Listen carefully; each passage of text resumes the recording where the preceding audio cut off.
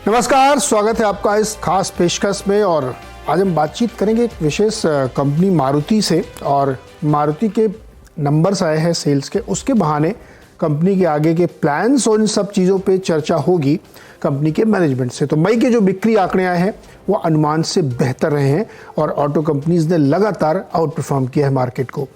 मारुति की कुल बिक्री में 10% से ज़्यादा 1,78,000 यूनिट मई के महीने में बिकी है।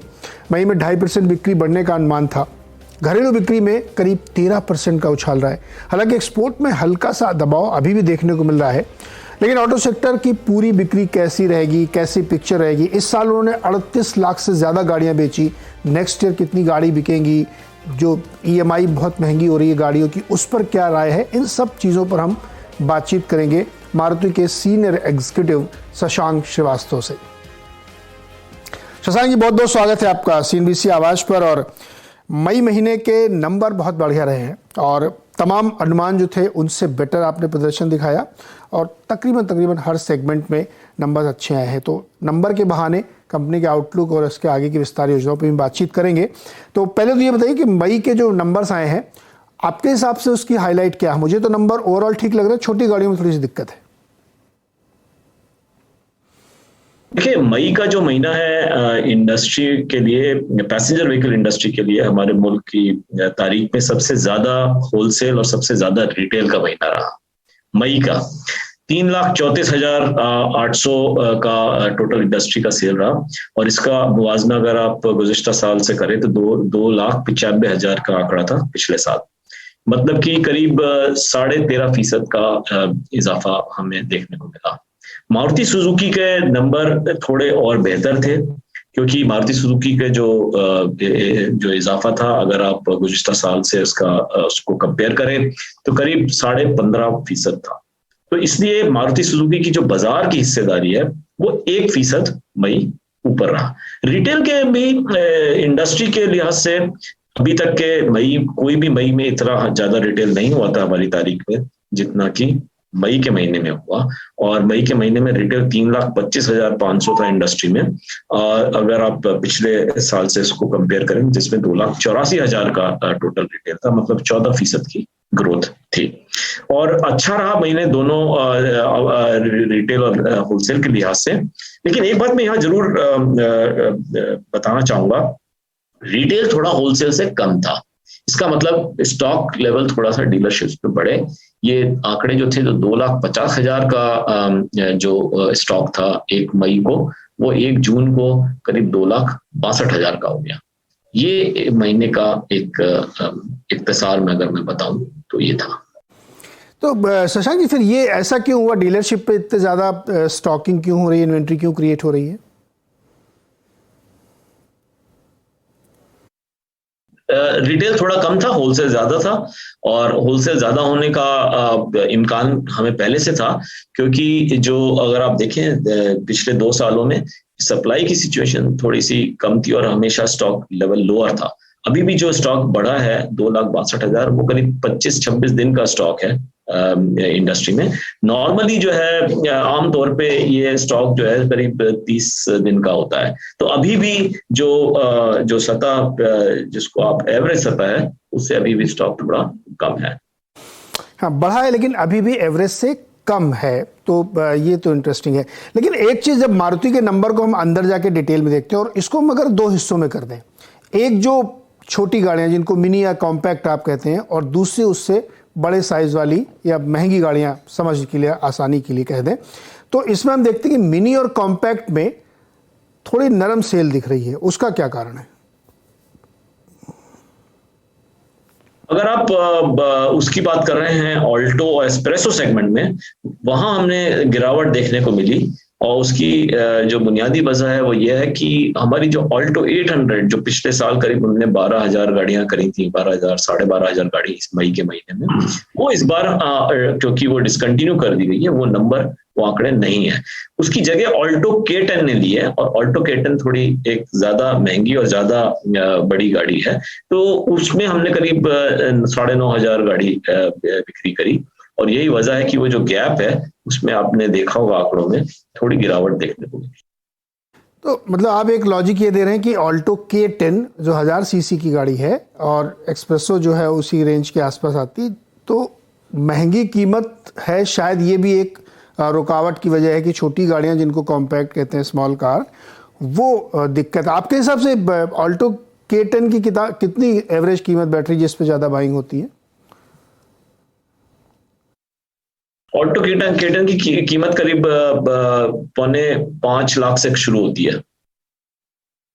यानी 4.5 से शुरू हुई तो एवरेज 6.5-7 लाख की थोड़ा हाई एंड मॉडल मिलेगा। तो अब यहाँ पे सवाल ये उठता है, देखिए शशांक जी, अगर 6.5-7 लाख रुपए किसी को K10 के लिए खरीदारी करना है जो बहुत ही छोटी कार है, तो ग्राहक ये भी सोच सकता है कि 6.5 के बजाय हम 2-2.5 लाख रुपए और डालें तो 8-9 लाख में हमें एक ठीक ठाक बड़ी गाड़ी मिलेगी।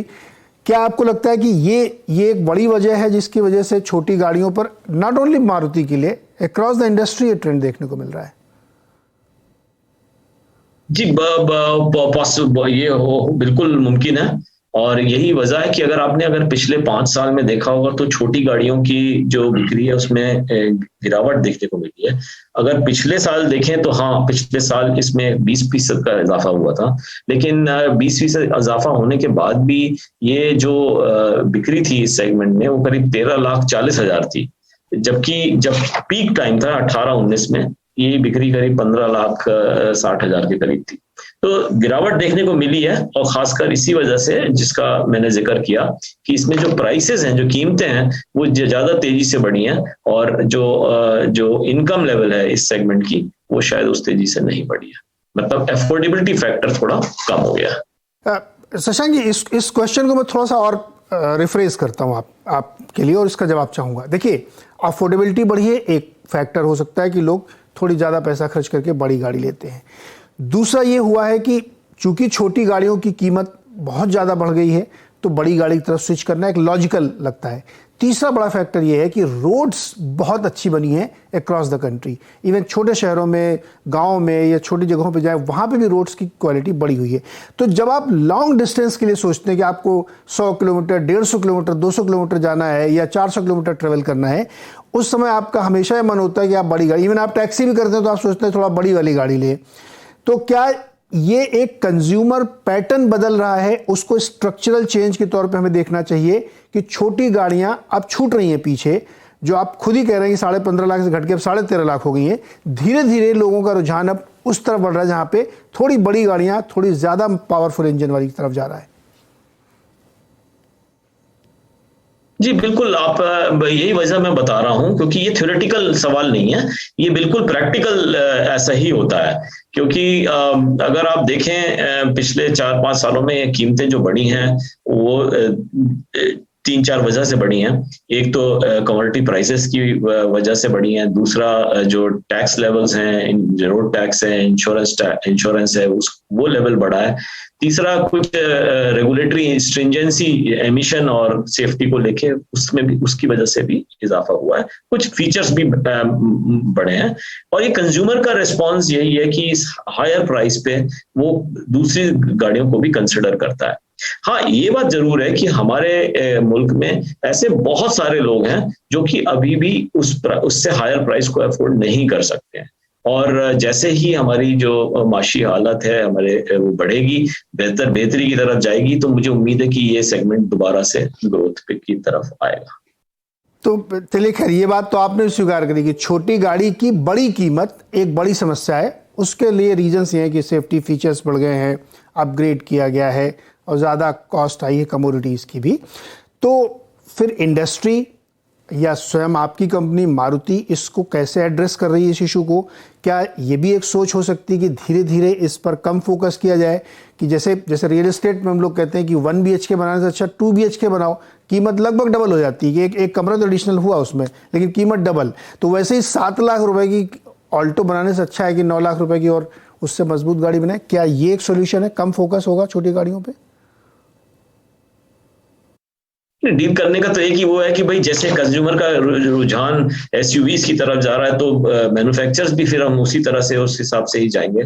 मार्केट में छोटी गाड़ी के लिए कई ऑप्शन ऐसे हैं, जैसे आप फाइनेंसिंग के ऑप्शन देते हैं वो, ताकि उसकी जो अफोर्डेबिलिटी है वो बेहतर कर सकें कंज्यूमर्स को, और वही कोशिशें जारी हैं। अब जहां तक एमिशन या सेफ्टी का नॉर्म है वो तो सरकार तय करती है, तो हम उसी हिसाब से जो भी नॉर्म्स होंगे वो तो उसी तरह से गाड़ी बनानी पड़ेगी।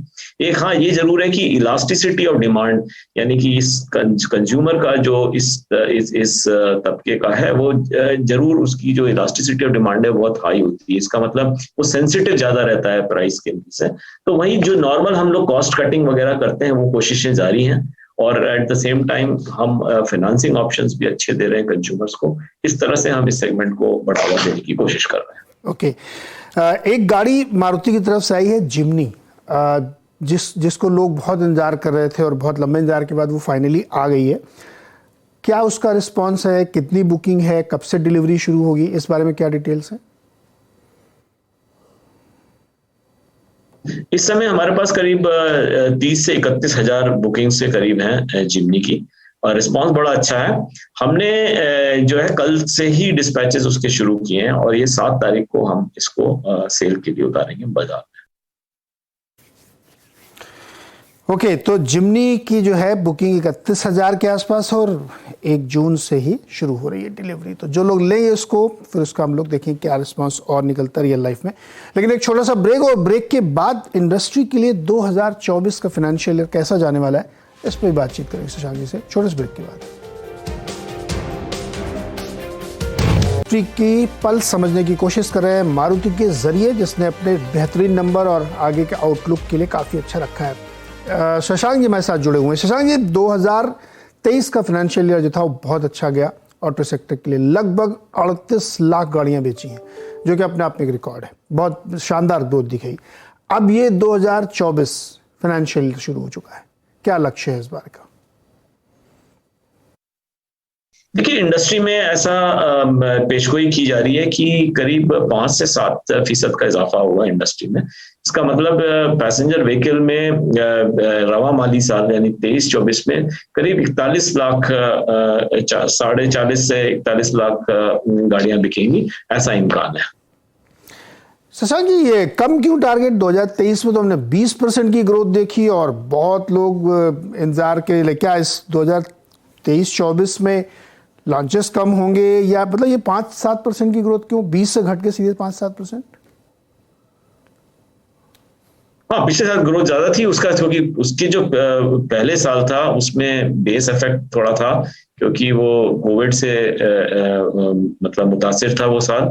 लेकिन अब जो बेस इफेक्ट है वो स्ट्रांग है। 22-23 का काफी अच्छा साल निकला था। इसके ऊपर एक ही ग्रोथ की बात कर रहे हैं, इस पे जो इजाफा होगा वो ऐसा इम्कान है कि 5 से 7% के लगभग रहेगा।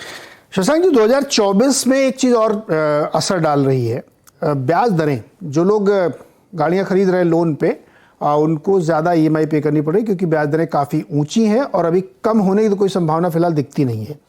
तो क्या आप लोगों को लगता है कि इससे थोड़ी सी दिक्कत आ रही? अच्छा, जैसे जो छोटी गाड़ियों को हम लोगों ने भी काफ़ी जिक्र किया, 5-6 लाख 7 लाख वाली, उसमें उस ब्रैकेट में जो लोग खरीदने आते हैं तो वो और छोटे इनकम ग्रुप के होते हैं।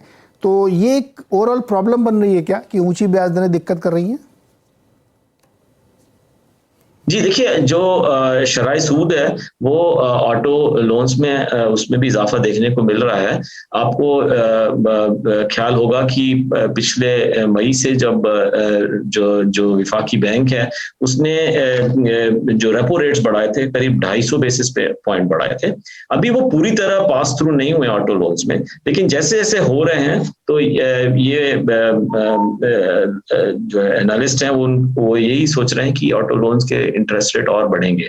हाँ, उसका एक जो मनफी असर है वो शायद हमें रिटेल में देखने को मिल सकता है। अच्छा शशांक जी, कई उर्दू के वर्ड यूज़ करें, जैसे उन्होंने क्या सराय सूद मतलब कि ब्याज, बहुत सारे शब्द, आशरिया मतलब दशमलव, पॉइंट, तो वो बीच बीच में अगर कोई कठिन शब्द आएगा तो एक्सप्लेन करता रहूँगा। शशांक जी, एक मारुति ने बड़ा ऐलान किया है कि वो एक नया प्लांट लगाएंगे, जो कि बहुत ही पॉजिटिव डेवलपमेंट है कि शायद आगे जाते हुए डिमांड बहुत है और इंडस्ट्री ग्रो कर रही है। और बहुत दिनों बाद एक कैपेक्स का अनाउंस आपने किया, बिग कैपेक्स जिसको हम कहते हैं, उसके बारे में हमें थोड़ी जानकारी और डिटेल में दीजिए कि क्या होने वाला है, कहाँ प्लांट लगेगा, कब तक लगेगा? जी, उसमें ऐसा है कि मैं आपको एक मोटे तौर पे ये बता दूं कि जहां तक जो बिक्री का जो पेशगोई करी हुई है 2030 तक में, उसमें मारुति सुजुकी ने के ख्याल में इंडस्ट्री करीब 60 लाख की हो जाएगी। अभी जैसे 40 लाख के दरमियान है, तो 60 लाख की हो जाएगी। उसमें से मारुति अपनी हिस्सेदारी 50% की कोशिश करेगी, यानी 30 लाख तो मारुति का डोमेस्टिक सेल्स होना चाहिए 2030 में।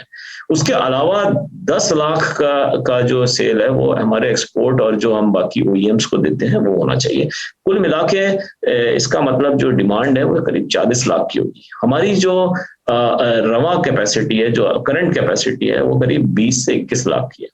तो जाहिर सी बात है कि वो जो फर्क है 40 और 21 लाख में, करीब 19-20 लाख का जो फर्क है, वो हमारे को एडिशनल कैपेसिटी चाहिए रहेगी।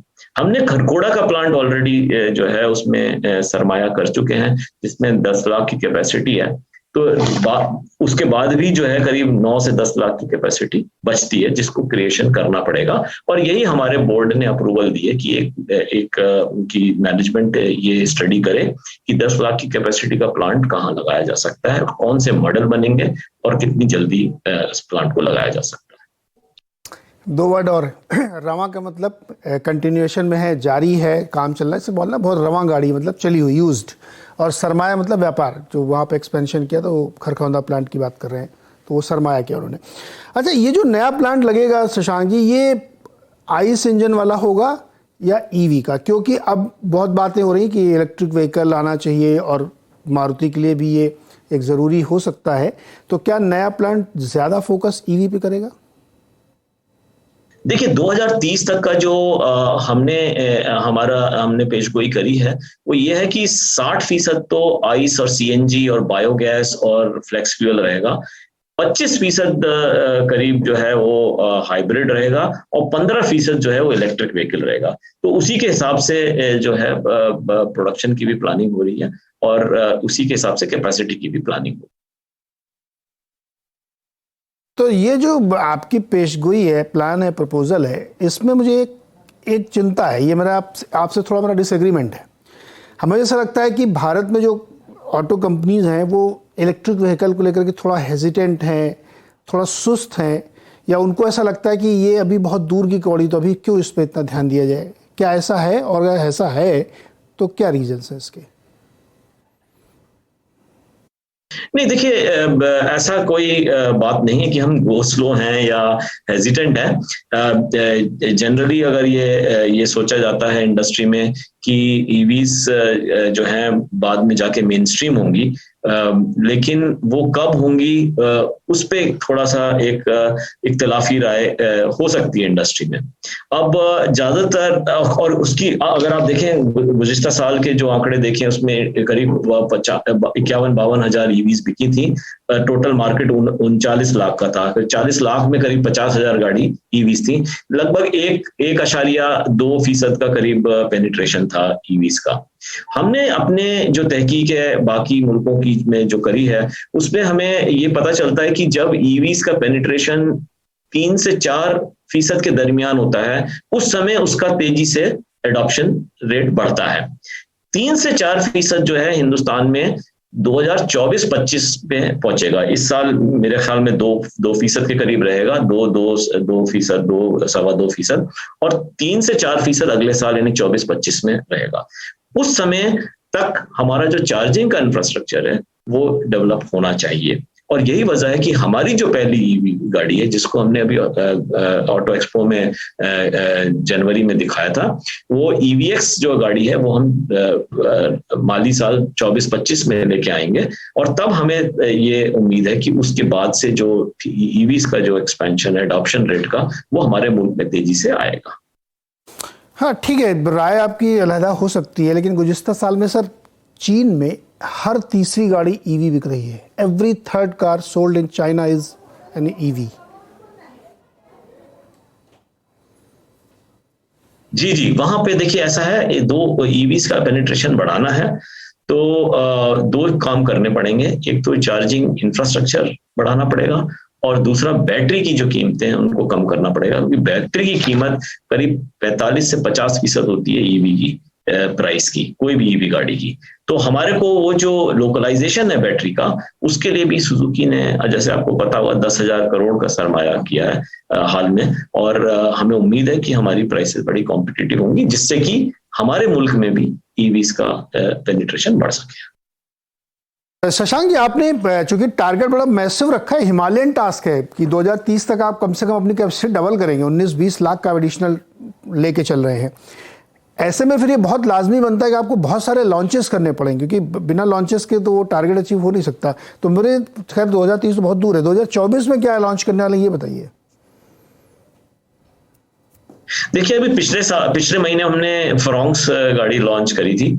इस महीने यानी 7 तारीख को हम जिमनी कर रहे हैं, और आगे आने वाले वक्त में हमने एक बड़ी एमपीवी गाड़ी भी उतारेंगे कुछ ही महीने में। और ऐसे ही हमारा, मैं एकदम यहाँ पे मुकम्मल तौर पे तो यहाँ पे बयान नहीं कर सकता अपने प्रोडक्ट के मुतालिक जो हमारा प्लान है, लेकिन ये जरूर बताऊंगा कि मारुति सुजुकी हमेशा से एक बहुत एग्रेसिव रही है प्रोडक्ट प्लानिंग में, और यही वजह है कि आज हमारे पास 17 मॉडल्स हैं, जो पूरी इंडस्ट्री में सबसे ज्यादा है अगर आप इसका मुवाजना करें किसी और ऑटो इंडस्ट्री और ऑटो मैन्युफैक्चर के साथ में। हम ये समत में आगे भी जारी रहेंगे और कोशिश करेंगे कि हम अपने जो सार्फिन हैं उनको अच्छे से अच्छे प्रोडक्ट्स और ज्यादा से ज्यादा प्रोडक्ट्स का उनको चांस दे सेलेक्ट करने का। शशांक जी, एक क्वेश्चन और है जो थोड़ा सा अलहदा है।